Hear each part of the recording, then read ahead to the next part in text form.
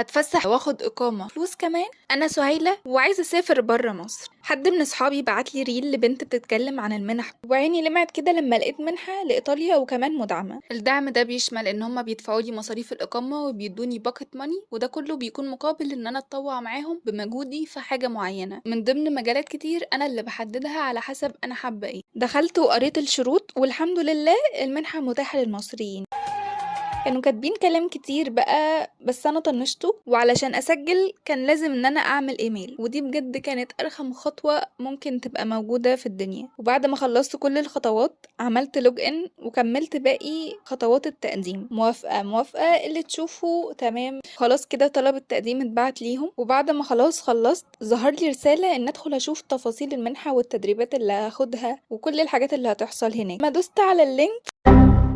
لو قدامك فرصة تسافر برا مصر هتكون بلد ايه؟